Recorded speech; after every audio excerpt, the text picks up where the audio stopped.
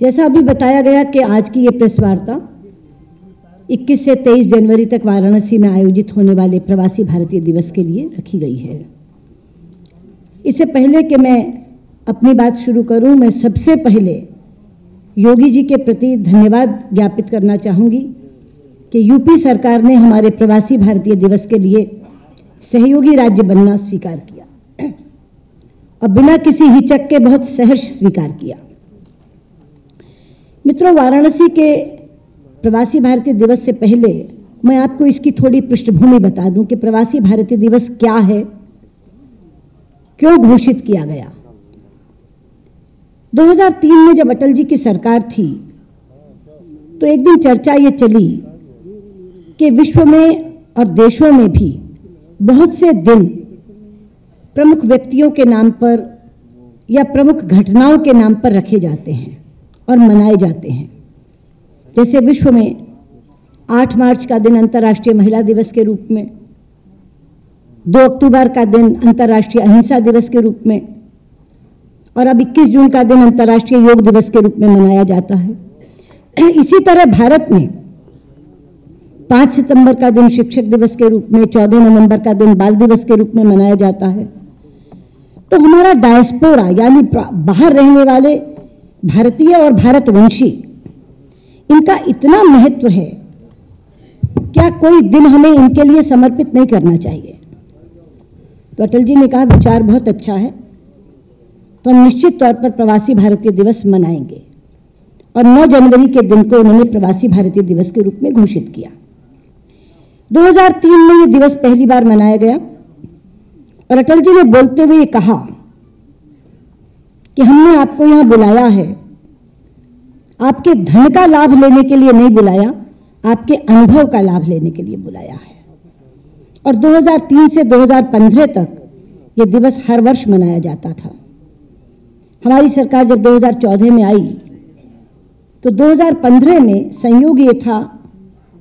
कि गांधी जी के वापस लौटने का, दक्षिण भारत से वापस लौटने का 100वां वर्ष था और ये 9 जनवरी का दिन इसीलिए चुना गया था कि वो दक्षिण अफ्रीका से उस दिन भारत लौटे थे। तो 100वां वर्ष था, उनके अपने गृहनगर में मनाया जाए, गृह प्रदेश में मनाया जाए, इसलिए गांधीनगर चुना गया था। पहले ही हमारी सरकार के आने से पहले ही चुन लिया गया था गांधीनगर। तो हमारे इस कार्यकाल में पहली बार 2015 में गांधीनगर में इसका आयोजन किया गया। तो जो भी कार्यवाही हुई उसको देखने के बाद जब मैंने उसे अटल जी की इस बात पर तोला कि हमें आपके अनुभव का लाभ उठाना है, तो मैंने पाया कि पूरे 2 दिन के कार्यक्रम में कहीं भी ये नहीं दिखा कि हम उनके अनुभव का लाभ उठा रहे हैं। तो मैंने प्रधानमंत्री जी से कहा कि बेहतर होगा कि हम इसे बड़े पैमाने पर जो मनाते हैं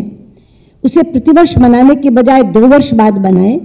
और अंतराल के समय में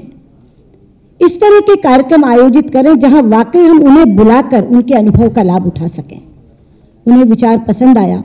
तो 2015 से हम बड़े पैमाने पर प्रवासी भारतीय दिवस को हर 2 वर्ष बाद मनाते हैं और अंतराल की अवधि में हम थीम बेस्ड यानी विषय लेकर, और विषय भी भारत से संबंधित लेकर, विचार गोष्ठियां करते हैं जिसमें जो विशेषज्ञ हैं उस क्षेत्र के उनको बाहर से बुलाते हैं और जो विशेषज्ञ भारत में उनको बैठाते हैं, दिन भर चर्चा करते हैं और फिर जो उनकी अनुशंसाएं होती हैं, उनकी जो रिकमेंडेशंस होती हैं, उसे बड़े प्रवासी भारतीय दिवस पर सभी प्रतिभागियों के सामने रखकर चर्चा करवाते हैं। तो एक नया स्वरूप प्रवासी भारतीय दिवस का बना है और ये 2019 का वर्ष बड़े पैमाने पर इसको मनाने का वर्ष है। 2018 के अंतराल में हमने 7 अलग अलग विषयों पर विचार गोष्ठियां की हैं जिनकी अनुशंसाएं अब हम प्रतिभागियों के सामने रखेंगे और उस पर चर्चा के बाद जो अंतिम अनुशंसा बनेगी वो अलग अलग मंत्रालयों को कार्य योजना के रूप में भेजी जाएगी। जहां तक इस बार के प्रवासी भारतीय दिवस का सवाल है, इसमें 2 नए आकर्षण जुड़े हैं क्योंकि इस बीच में जब कुंभ की घोषणा हो गई और आसियान के 10 देशों के नेताओं को लोगों ने टेलीविजन पर राजपथ पर बैठे देखा तो जहां कहीं प्रधानमंत्री गए, जहां कहीं मैं गई, जहां कहीं हमारे राज्य मंत्री गए, एक स्वर से ये मांग आई कि क्या आप 9 जनवरी की तारीख को थोड़ा आगे सरका के ऐसा नहीं कर सकते कि हम कुंभ में मेला भी देख सकें, कुंभ के मेले में भी जा सकें और हम गणतंत्र दिवस परेड भी राजपथ पर देख सकें। तो कुछ लोगों ने खुद अपनी ओर से सुझाई ये डेट कि अगर 21 से 23 के बीच में आप करेंगे तो हम कुंभ का स्नान भी कर सकेंगे, कुंभ मेले का दर्शन भी कर सकेंगे और हम गणतंत्र दिवस परेड भी 26 तारीख को देख सकेंगे। तो काफी सोच विचार के बाद ये तय हुआ कि हम 9 जनवरी को अलग से एक कार्यक्रम कर लें, लेकिन 21 से 23 के बीच में हम वाराणसी में प्रवासी भारतीय दिवस करें। वाराणसी भी इलाहाबाद के नजदीक होने के कारण चुना गया ताकि हम वाराणसी से सारे प्रतिभागियों को आसानी से इलाहाबाद ला सकते हैं। अब ये 2 नए आकर्षण होने के कारण आप पाएंगे कि जितनी संख्या में हमारा रजिस्ट्रेशन पहले होता था उससे 2.5-3 गुना रजिस्ट्रेशन इस बार हुआ है। अभी मुझे बताया गया आज का आंकड़ा 5,802 लोगों का रजिस्ट्रेशन हो चुका है। और पहले जो देश समूहों में लोगों को भेजते थे उनमें कभी भी 100 से ज्यादा प्रतिभागी नहीं होते थे, 50, 60, 40 का ग्रुप बनता था। लेकिन इस बार 400 के समूह भी कई देशों से आ रहे हैं। तो जो भावना लोगों ने व्यक्त की थी कि हम वहां आना चाहते हैं और ये 2 चीजों में हम सहभागी बनना चाहते हैं, वो उसका पूरा का पूरी झलक हमें इनके इस रजिस्ट्रेशन और पंजीकरण में दिखाई दे रही है, जो आज की संख्या हमें बता रही है। इसके बाद हमने जब योगी जी से कहा कि उत्तर प्रदेश सरकार हमारा सहयोगी राज्य बने, तो उन्होंने कहा कि मैं भी बहती गंगा में हाथ धो लेता हूं, मैं भी उत्तर प्रदेश प्रवासी दिवस इसी बीच में मना लूंगा। तो उन्होंने अलग से भी उत्तर प्रदेश प्रवासी दिवस मनाने का फैसला किया है। हम लोग इस दिवस को पहले 2 दिन के लिए मनाते थे, अब कई वर्षों से 3 दिन के लिए मनाते हैं, क्योंकि सोचा ये जा रहा है कि जो पुराने लोग हैं वो तो फिर भी आज भारत के बारे में कुछ जानते हैं, लेकिन जोड़ना तो हमें नए को है, नौजवानों को है। नौजवान युवक युवतियां खासतौर पे PIOs कंट्रीज के, यानी पीपल ऑफ इंडियन ओरिजिन, जिनको हम भारतवासी नहीं, प्रवासी भारतीय नहीं, भारतवंशी कहते हैं, जिनके पुरखे 100, 150, 200 बरस पहले भारत छोड़कर चले गए, वो आज भारत के बारे में नहीं जानते। वो बच्चे अगर जानते भी हैं तो जो दुष्प्रचार होता है भारत के बारे में उसको जानते हैं। इसलिए हमने ये तय किया कि एक दिन हम केवल यूथ PBD यानी युवा प्रवासी दिवस के लिए रखते हैं, जो 21 तारीख को होगा। 22 तारीख को प्रधानमंत्री जी स्वयं उद्घाटन करेंगे और 23 तारीख की शाम को राष्ट्रपति जी समापन करेंगे। और इस दिवस के दिन हम 30 ऐसे लोगों को सम्मानित करते हैं जो प्रवासी होने के बाद या तो उन्होंने स्वयं अपने काम के कारण बहुत प्रतिष्ठा प्राप्त की है या वहां के भारतीय समुदाय के लिए वो काम करते हैं। तो ऐसे 30 लोगों को समापन समारोह में राष्ट्रपति जी सम्मानित करते हैं। तो 21, 22, 23 का ये कार्यक्रम रहेगा। 21 तारीख को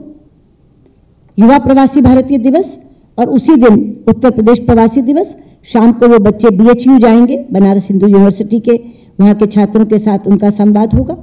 22 तारीख को सुबह प्रधानमंत्री जी उद्घाटन करेंगे। इस बार मॉरिशस के प्रधानमंत्री श्री प्रवीण जगन्नाथ हमारे मुख्य अतिथि बनकर आ रहे हैं। और युवा प्रवासी दिवस के लिए श्री हिमांशु गुलाटी, जो नॉर्वे के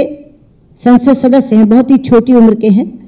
हिमांशु गुलाटी, और चरणजीत सिंह बख्शी जो सांसद हैं न्यूजीलैंड के, वो 2 हमारे विशिष्ट अतिथि होंगे। तो युवा प्रवासी भारतीय दिवस के लिए ये 2 लोग, हिमांशु गुलाटी और चरण सिंह बख्शी, हमारे विशिष्ट अतिथि हैं। और 22 तारीख के लिए हमारे मुख्य अतिथि हैं मॉरिशस के प्रधानमंत्री श्री प्रवीण जगन्नाथ। और ये सब OCI कार्ड होल्डर्स हैं, यानी प्रवासी भारतीय तो हैं, लेकिन ओवरसीज सिटीजन्स ऑफ इंडिया का कार्ड जिन्हें हम देते हैं, ये सब के सब OCI कार्ड होल्डर्स हैं, यानी अभी भी भारत के साथ जुड़े रहना चाहते हैं तो OCI कार्ड होल्डर हैं।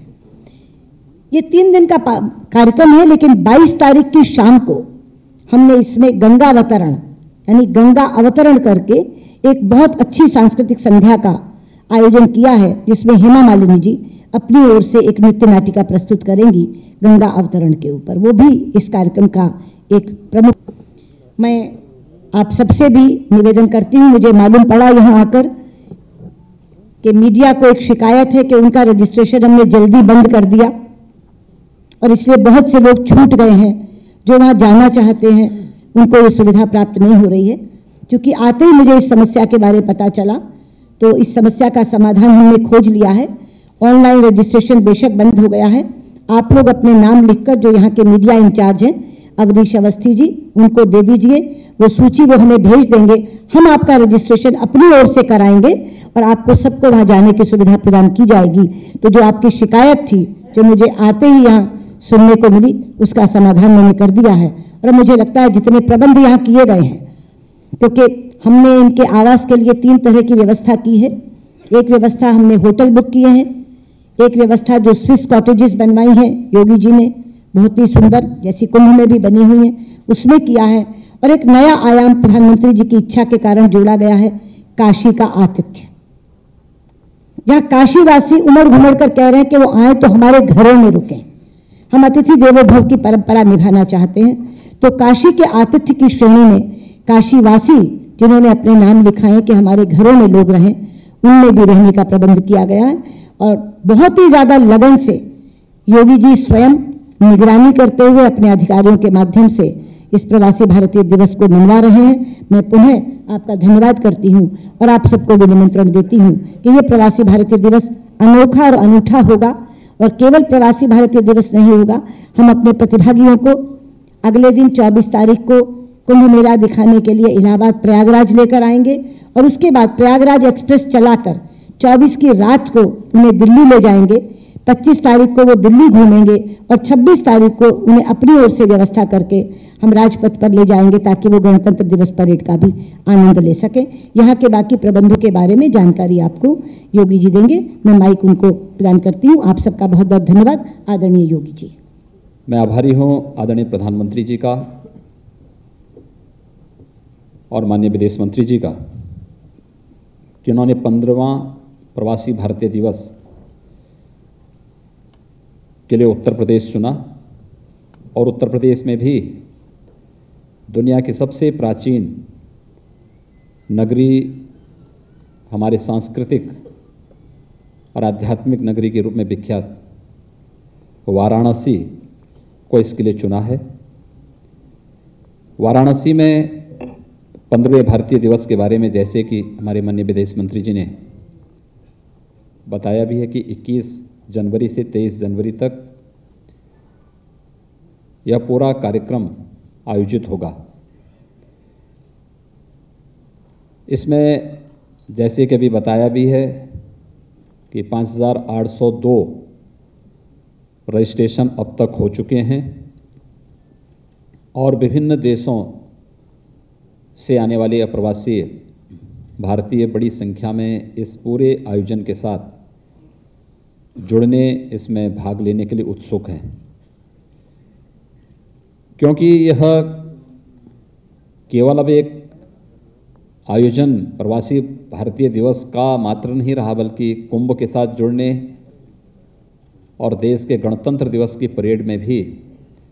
उन्हें नज़दीक से राजपथ पर इस पूरे आयोजन को देखने का भी अवसर प्राप्त हो रहा है। भारत की परंपरा के बारे में, एक खुशहाल और एक समृद्ध भारत को अपने आँखों से नज़दीक से देखने का एक अवसर उन्हें इस प्रवास के दौरान प्राप्त होगा। तो स्वाभाविक रूप से इस पूरे आयोजन को विदेश मंत्रालय के मार्गदर्शन में आयोजित करने का अवसर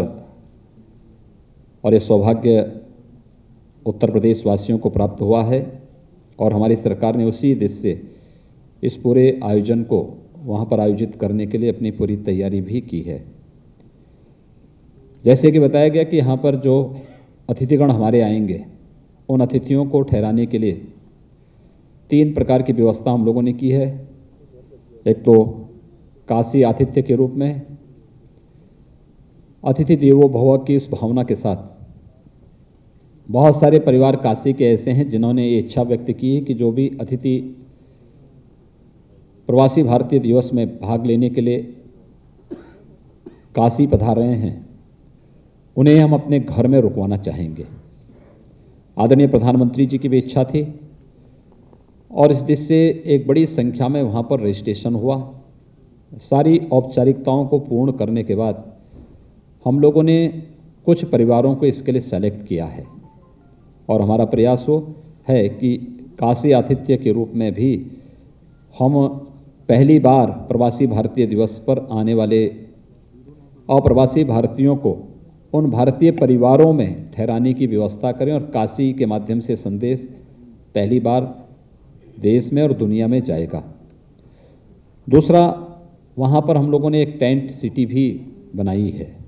जिसमें बड़ी संख्या में स्विच कॉटेजेस बना करके अलग अलग प्रकार के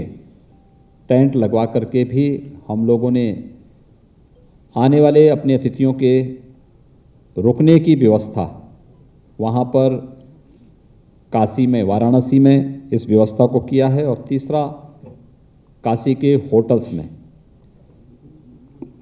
काशी के जो प्रमुख होटल हैं उन सब में ये व्यवस्था वहाँ पर की गई है।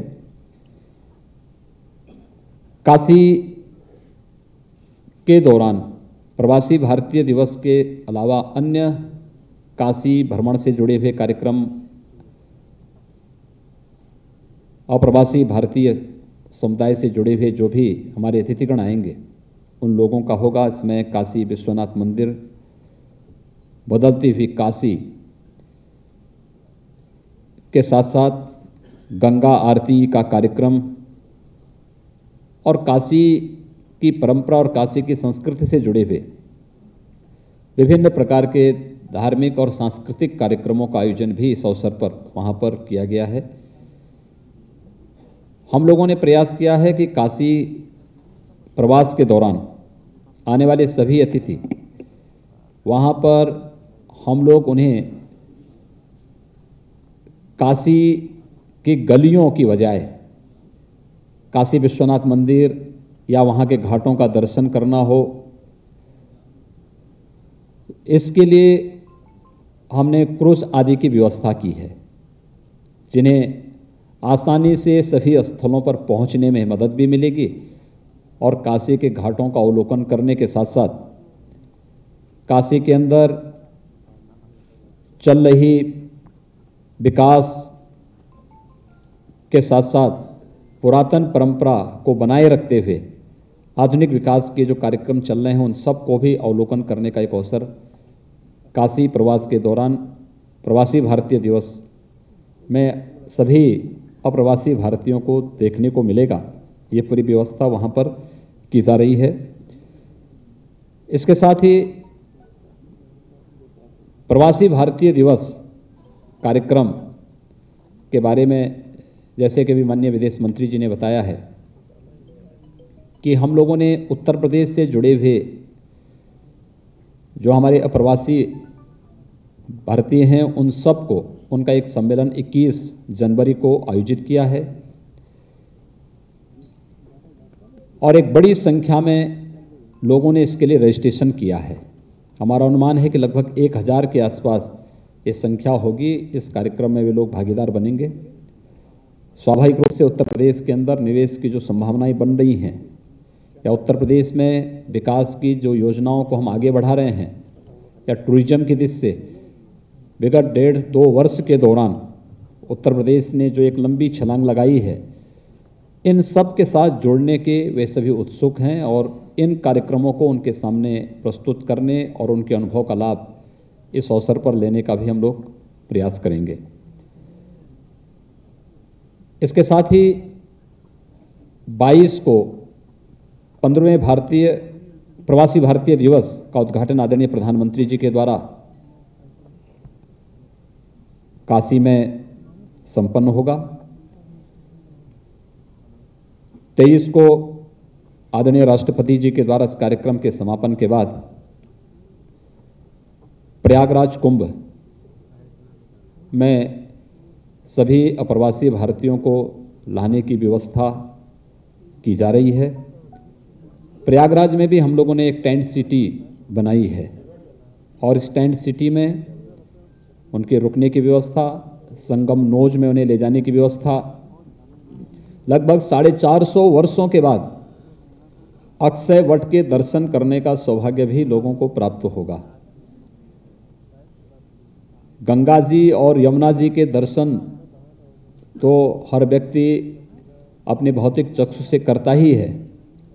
जो हमारी मान्यता थी कि अदृश्य सरस्वती के दर्शन भी प्रयागराज में होते हैं, अब वह अदृश्य नहीं बल्कि हम लोगों ने सरस्वती कूप के दर्शन, माँ सरस्वती की भव्य प्रतिमा के साथ साथ अगर कोई सरस्वती कूप से जल के आचमन की व्यवस्था वहाँ चाहेगा तो वह सुविधा भी वहाँ पे प्रदान की है। इन सभी क्षेत्रों में दर्शन, कुंभ क्षेत्र में दर्शन, संगम नोज में तक उन्हें ले जाने की व्यवस्था, लेटे हुए हनुमान जी के दर्शन आदि की सारी सुविधाएं वहाँ पर हैं। इसके अलावा हम लोगों ने उत्तर प्रदेश सरकार की तरफ से एक संस्कृति ग्राम भी विकसित किया है, जहाँ पर सिंधु घाटी की सभ्यता से लेकर के वैदिक कालीन परंपरा से लेकर के आधुनिक अर्वाचीन परंपरा तक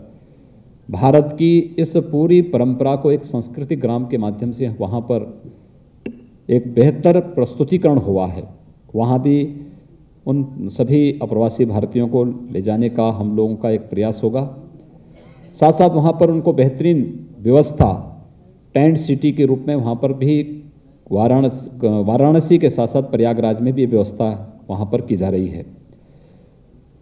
हमारा प्रयास है कि प्रयागराज और वाराणसी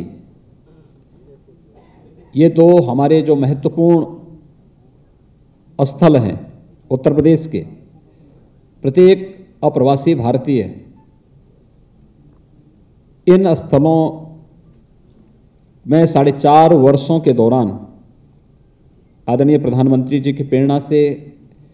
विकास की जो नई योजनाएं बनी हैं और जिस तरीके से वहाँ की पुरातन परंपरा को, वहाँ की पुरातन विरासत को संरक्षित करते हुए विकास की नई योजनाओं के साथ उन्हें जोड़ने का जो कार्यक्रम आगे बढ़ा है, उसको वे अपनी आंखों से भी देखें, उसका अवलोकन भी करें। ये सारी सुविधाएं वहाँ पर की जा रही हैं और उसके बाद 24 को पुनः वहाँ से काशी से दिल्ली के लिए उनका प्रस्थान हो, वाराणसी प्रयागराज से दिल्ली के लिए उनका प्रस्थान होगा। और जैसे कि माननीय विदेश मंत्री जी ने कहा कि 25 को दिल्ली दर्शन और उसके उपरांत 26 जनवरी को गणतंत्र दिवस की परेड में राजपथ पर उसे अवलोकन करने, भारत की समृद्धि को अपने आँखों से देखने का एक अवसर राजपथ पर उन्हें प्राप्त होगा। यह मुख्य कार्यक्रम हम लोगों ने इस अवसर पर प्रवासी भारतीय दिवस कार्यक्रम के लिए प्रारंभ किया है। सांस्कृतिक कार्यक्रमों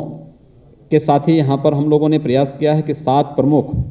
और 165 लघु कार्यक्रमों का आयोजन इस प्रवासी भारतीय दिवस के अवसर पर काशी में हो।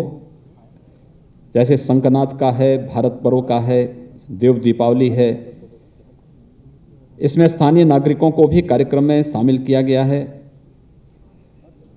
कार्यक्रम को व्यापक प्रचार प्रसार करने के लिए वाराणसी में विगत 6 महीने से ही विभिन्न प्रकार के कार्यक्रम आयोजित हो रहे हैं, जैसे नौकायन दौड़, और प्रत्येक नौका में अलग अलग देशों के जो भी संभावित देश थे जहां से प्रवासी भारतीय आ रहे हैं, उनके ध्वजा को लगाते हुए एक आयोजन वाराणसी में इससे पहले संपन्न हुई है। अलग अलग विद्यालयों को लिया है जो उस देश की परंपरा, उस देश की संस्कृति के साथ जुड़ करके वहाँ के बच्चों को वहाँ की भाषा, वहाँ की परंपरा, वहाँ की संस्कृति के साथ जोड़ते हुए इस आयोजन में शामिल करें। या काशी के अंदर उन अप्रवासी भारतीयों के आगमन के अवसर पर जिन देशों से उनका आगमन होना है, उन देशों की राष्ट्रीय ध्वज को लेकर के एक कार्यक्रम उन विद्यालयों के माध्यम से ही काशी के अंदर देखने को प्राप्त हुआ है। अनेक प्रकार के अन्य प्रतियोगिताओं का आयोजन काशी के अंदर इस दौरान किया गया है। सूचना विभाग ने इस पूरे कार्यक्रम की आउटडोर ब्रांडिंग और प्रिंट ब्रांडिंग का कार्य भी युद्ध स्तर पर करना प्रारंभ किया है।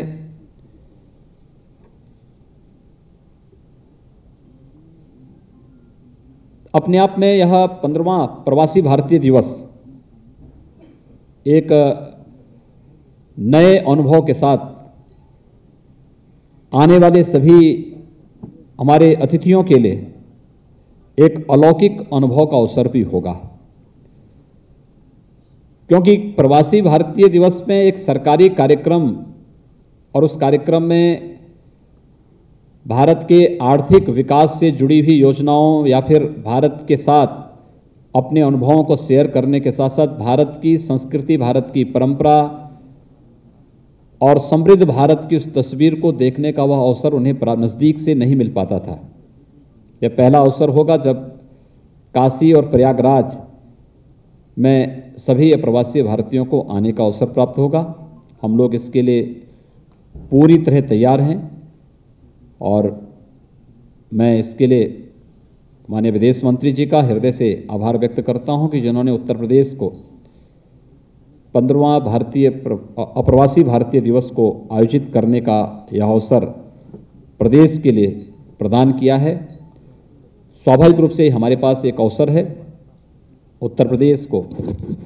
वैश्विक रूप से आगे बढ़ाने की दिशा से अपनी योजनाओं को और अपने यहाँ जो अनेक संभावनाएं हमारे पास हैं उन संभावनाओं को आगे बढ़ाने का जो एक अवसर हमें प्रदान किया है। मैं इसके लिए आदरणीय प्रधानमंत्री जी का और आदरणीय विदेश मंत्री जी का हृदय से आभार व्यक्त करता हूं और हमने अपनी पूरी तैयारी वाराणसी में भी और प्रयागराज में भी 15वें प्रवासी भारतीय दिवस के कार्यक्रम को पूरी भव्यता के साथ, पूरी दिव्यता के साथ सकुशल संपन्न करने के लिए हम लोगों ने तैयारी कर ली है। पूरा काशी अतिथि देवो भव की इस भावना के साथ अपने अतिथियों के स्वागत के लिए उनके आगमन की प्रतीक्षा में बैठी है। मैं एक बार पुनः माननीय विदेश मंत्री जी का आज लखनऊ प्रवास के लिए और प्रवासी भारतीय दिवस की जानकारी आप सबको देने और आप सबको भी इस कार्यक्रम में आमंत्रित करने के लिए हृदय से आभार व्यक्त करता हूं। धन्यवाद।